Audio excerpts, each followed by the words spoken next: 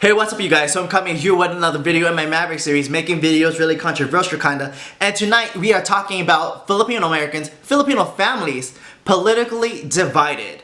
Ooh. You know, and it's interesting just because, just like the islands of our homeland, we may be separated by the ocean, but we are still connected in the deep. Okay, see, look at me, Nietzsche. Look at that. Let's get into it.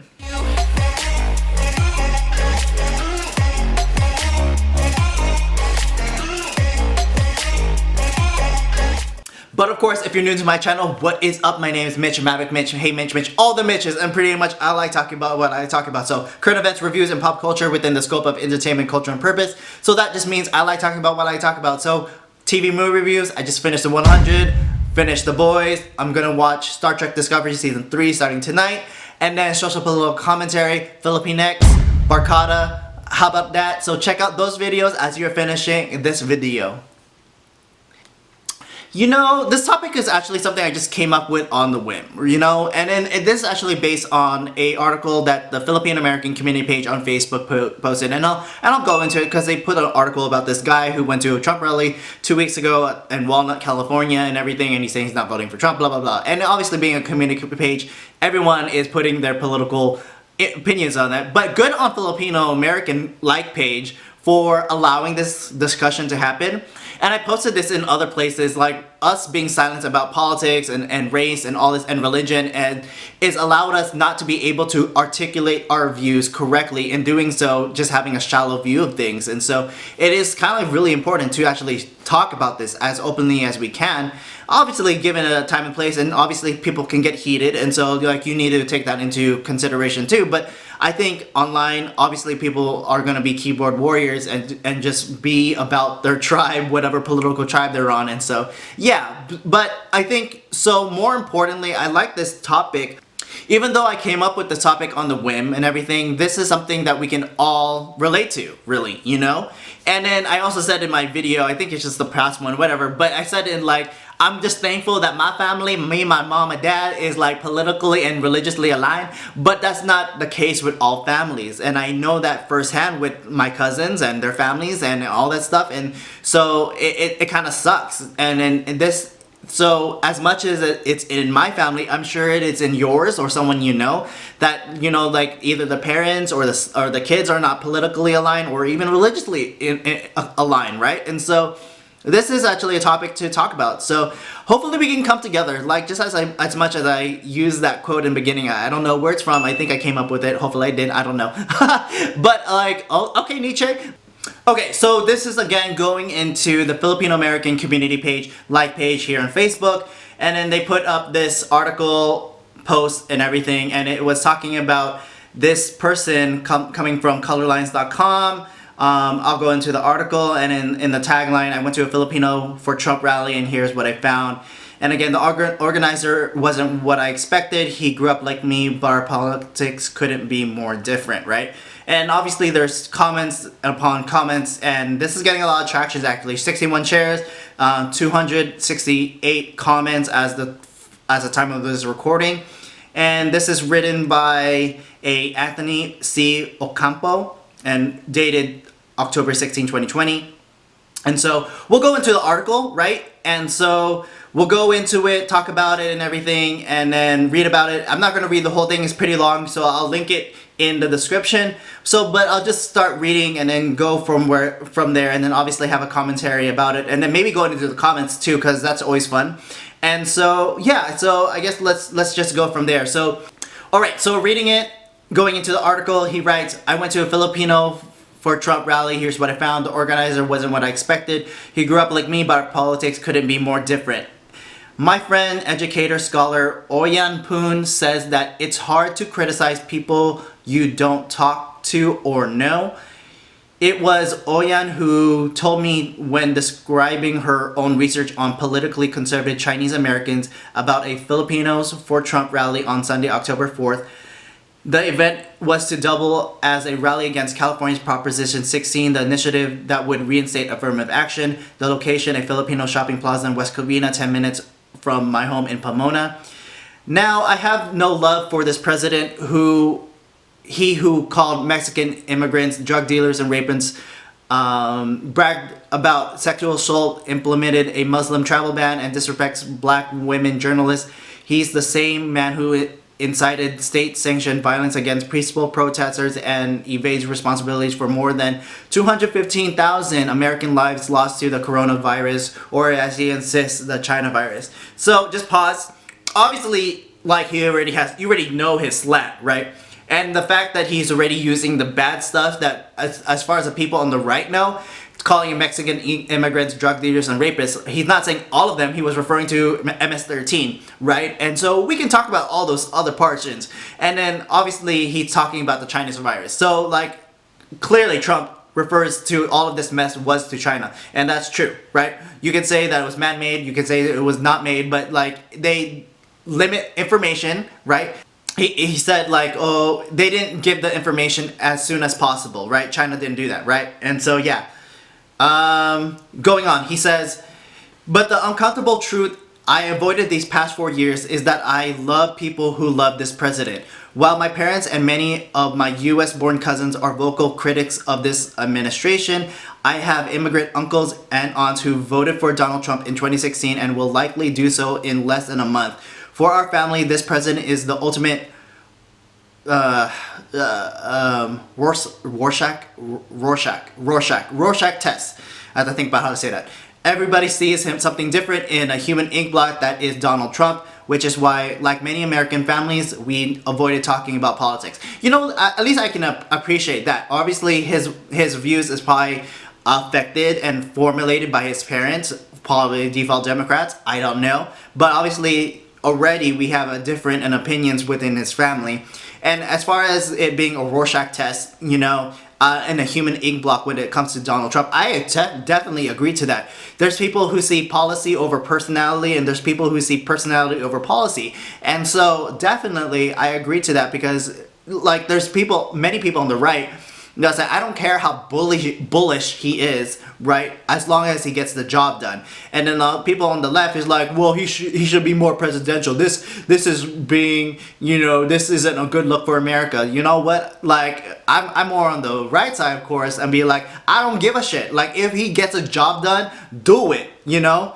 And so obviously there's a time and place and everything, but I'm more interested if there's, I'm less interested in being politically correct and rather than just getting the job done.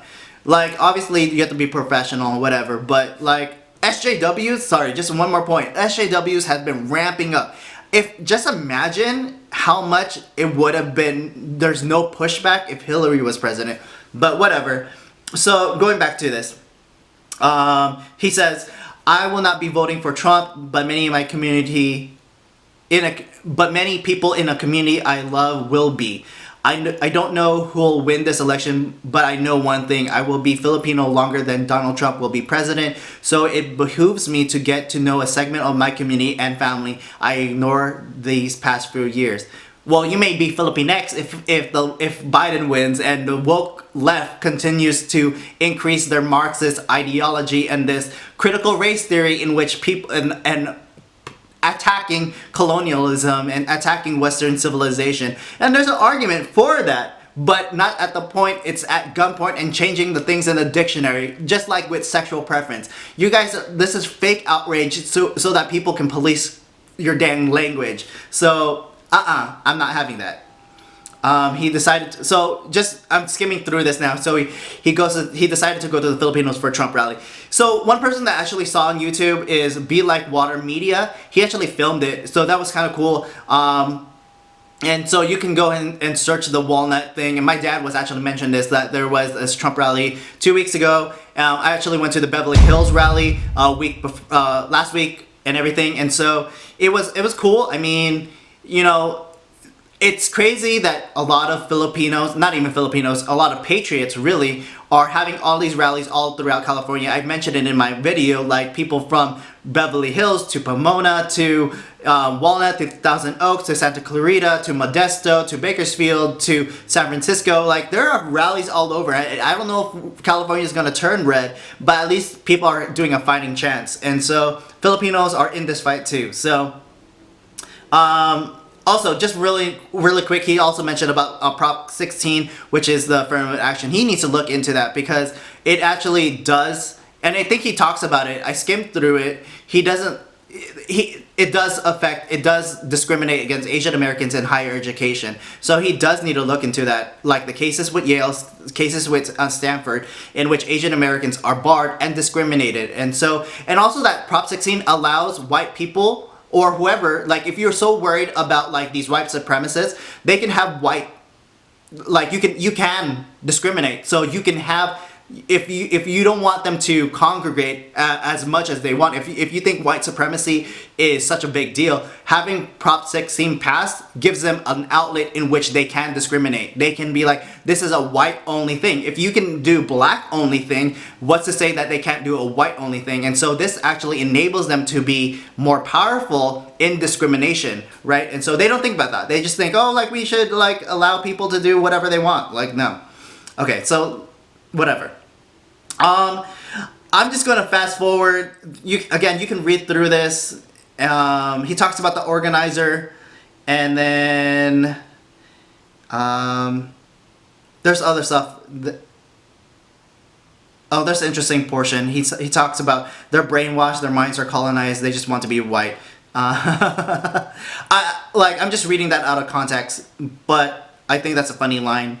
Just because, like, it's like, you want to talk about Filipinx, right? Like in my other videos, that's the epitome of allowing white culture or white academia, liberal wokeness that didn't come from Filipinos, that probably didn't even come from Latinx people, inserted, like now you're inserting this liberal logic into the Philippine language, which is stupid because, like I said over and over, one, I'm going to say it here, and I said it again, I don't care what you identify as. When you start changing things in the dictionary, then I'm gonna have a problem. I'm gonna have a problem when you start enforcing it as a policing my language, right?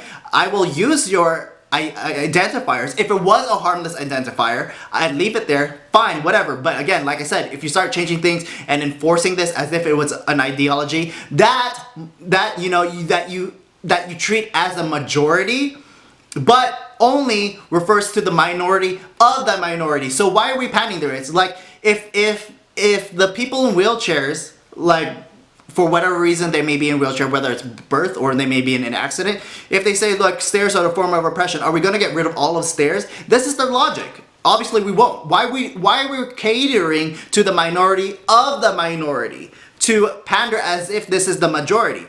This makes no sense. It's stupid. I sound like Tim Pool. I was planning to wear a beanie, but I don't have a Tim Pool beanie. But I'm like really ranting. This is kind of fun. So let's forward ahead to the rally here. And then again, you can talk about it. You can read it yourself, whatever. And so let's just go into rally. He says, in the days leading up to the rally, the number of RSVPs for the march ballooned to 800. Aang texted me, sorry, I don't know how to pronounce things. Aang texted me to let me know the rally would be moved to a public park nearby Walnut, a predominantly Asian upper class neighborhood. At the time of the ride, just before 9 a.m., the park's parking lot was full of vehicles cloaked with Trump 2020 banners with the logo "Keep America Great." Within half an hour, the parking lot of the parking of the park's perimeter was packed. The crowd was mostly Filipino. Based on their bilingual chatter and accented English, I could tell it was largely immigrant crowd. But beyond Filipinos, there was a small but visible number of Latinx, and there it is, and white Trump supporters in attendance as well. Latinx. I'm surprised he didn't even use Filipinx. He's this woke and he's this SJW. So I'm wondering why he didn't even use Filipinx. Like, oh, you a colonizer. Like someone canceled him. He didn't use Filipinx. Continuing on, he says, before the rally began, I spoke with a number of attendees, an elderly Filipino man who said he admires Trump's business acumen. I don't know if I'm pronouncing that right. A Latin woman who supports Trump because she's an advocate for school choice, and believes in ethnic studies in school is divisive. A daughter of a Filipino immigrant and U.S. Navy veteran who takes pride that her family came the legal way. I think I saw this woman do the interview with the Be Like Water media. A white woman collecting signatures to Governor Galvin Newsom, several Filipina Catholic women concerned about abolishing abortion rights. What struck me... Okay. Continuing on, what struck me was how different the conversations about Trump were from the ones I encountered on social media feeds in the group text and among my colleagues. 7 days before the rally, the New York Times had reported that Trump had only paid $750 in taxes in 2017, and none for more than a decade before. 5 days before that, Trump turned in his unhinged debate performance. Oh my God, unhinged? Jeez. 3 days before that, Trump members of his family and inner circle tested positive for the coronavirus. The immorality and indecency of Trump was all anyone in my circles could talk about, yet none of the subject came up in the conversation among the attendees nor among the speakers in the rally. Gay De Perio, one of the event organizers, opened the rally praying in the recovery of the president and the first lady, but never mentioned the virus. Okay, so again, this is bad in the sense that he's not getting the right information. Like, if you watch Tim Pool, he already reported that this whole 750 thing in taxes was debunked. Like, New York Times didn't get the numbers right, and that Trump was actually paying the correct number in taxes, and that he actually overpaid, right? And so he's not even talking about this. Unhinged debate performance. I suppose in his perspective, yeah. And then tested positive for coronavirus. Obviously that's true. And then talking about immortality. I think what's more important is that he recovered. He didn't die from coronavirus. And this deadly virus that he survived, you know? And now he's probably going to get more support just because he was with the people in the coronavirus. That he, with the people, had this disease. So, or not disease, this infection, I guess. Alright, so... continuing on, dining a bright red Make American Great Again, a t-shirt and baseball cap, opened the rally with a declarative, "I don't see any white supremacists here. I'm a proud non-racist," a stark contrast to Trump's dangerously wishy-washy response at the first presidential debate on Tuesday before.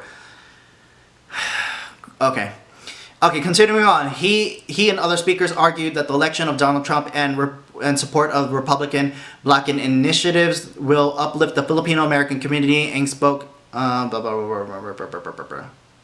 No, I'll continue. Continuing on, he and other speakers argued that the election of Donald Trump and supporter for Republican-backed initiatives will uplift the Filipino American community. Ng spoke about the Proposition 16, the most racist proposition he had ever seen on the ballot, arguing it would hurt hardworking Filipino and Asian American students from being accepted to college. The speaker who followed Ng, former California State Minority Leader Bob Huff, declared, "You cannot end racism by introducing racism. It doesn't make sense. As my friend Oyan has found in her research, framing affirmative as a racist and anti-Asian, albeit misleading, has been effective strategy for guarding Asian American support against race-based admission policies," which it is. Like, not the part where it is misleading. It is the part where it does. Oh my gosh, listen to Tim Pool. Like, I'm not saying you have to listen to Tim Pool and accept everything that he says, but at least get a different perspective from the mainstream media and Now This and BuzzFeed, where all y'all news are getting from. It continues on. This thing is a long ass article. I can't go through all of it. But okay, is there anything that I want to leave on? Okay, let's just finish at the last point where he says, standing in the front of Seafood City, a Filipino grocery chain, I saw one elderly Filipino man watching the caravan snake its way through an already crowded parking lot. "Sir, what do you think about Donald Trump? Everything he says is contradicting. He's a pathological liar. Why do you think there are some Filipinos who support Trump? They think he's pro-life. How many people did he kill with this COVID? He knows about since January. For me, it's all BS. Let me just talk to that point. So President Trump is the first president to speak at a pro-life rally, at the March for Life. He's the first person to do that. So even if you're saying that he's just doing this for the evangelical Christians or Christians in general and the pro-life, and he's faking it, he doesn't really care, that may be the case, but why is he the first one to do so? Likewise, he talks about with all this COVID stuff. It is easy to say that in 2020. Well, in 2020 hindsight, it is 2020. But more so, like, when you are given information, you try to do what you can. Like, it's easy to say, like, okay, well, you should have done more. Of course, you can always have done more when you know what everything is. The idea behind this whole COVID thing is that millions would die. And that, I don't know the numbers, and someone can put me in the comments and everything, but the projected numbers was in the 500,000s as far as the minimum people that would die. We are less than the minimum number that would have died. So, like Trump said, and I agree, like, one death is more than and everything. If there was a 100 deaths, the left would still complain, right? And if Trump locked down everything, everyone's like, he's Hitler, he's doing a police state. He can never win, right? He can never win when it comes to the left. Everything he does is wrong. Let's all agree with that. Let's all agree that everything that the mainstream media, legacy media, paints as him doing everything is wrong. If he's not doing something wrong, he's an idiot for doing it. So it's everything is orange man bad. Can you guys not get through that to your like damn skulls? Like, listen to other media. It's always orange man bad when it comes to mainstream media. So okay, I'm done. Okay, so final thoughts. I'm probably going to do a second portion of this, a part 2, just because this video is already long. But touching base on what I was saying earlier, and as a preface of this video, of like a house divided politically and everything. So I mean, it goes into our everyday lives, and I'm, again, like my family, like and many other people's family, this is probably something that is nothing new.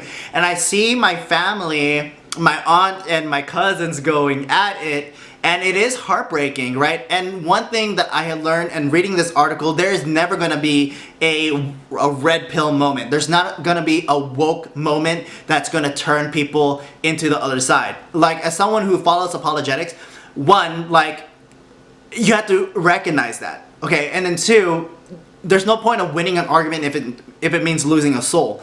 And so, I don't know, it's just really crazy. Like, as much as we want to give evidence from our side's perspective, it's skewed. Like, I know my cousin is talking to my aunt about like climate change, but as someone who is talking about climate change, like, we may think it's real, but not to the extent of like a Greta Thunberg level, right?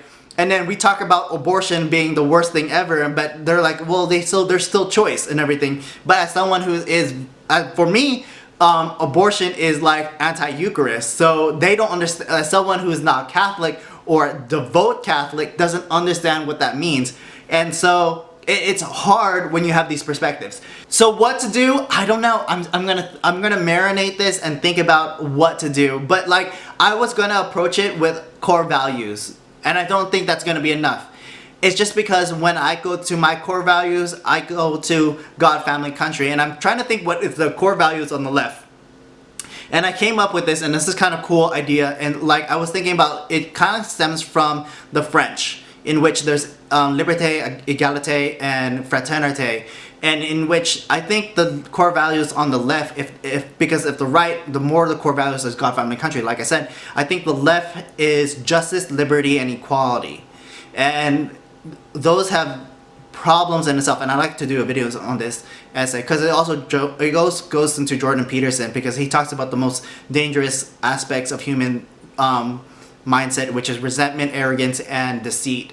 And I think those follows into the left as well. But okay, so anyways, so I might want to go into that. And then the second point was, for me, my red pill moment is just watching things on YouTube. This rabbit hole on YouTube, whether it's going through Ben Shapiro and Jordan Peterson. Likewise, I'm like, considering I'm always leaning conservative anyways, they just backed it up. And the fact that there's Unhinged, real Unhinged, college students when Ben Shapiro is going to these colleges and doing these talks, and they're calling Ben Shapiro a Nazi, an Orthodox Jew, a Nazi. I'm already seeing like this, they lost the argument. Like, they are just doing ad hominems all the time. They are just throwing insults and they are not having an injury. And when you try to have a logical conversation, they just throw feelings and emotion at it. And so that's my problem. As someone who is a conscientious type, I like to think of logic, you know, and I like to think of facts, and I like to think of that. So maybe that's why I lean more conservative naturally, is just because that's how my brain is built. Which is true, because I mean Jordan Peterson mentions that too. So people on the left is more of a social type of person. And so yeah, I rambled a lot in this video, but there's just a lot of things to consider.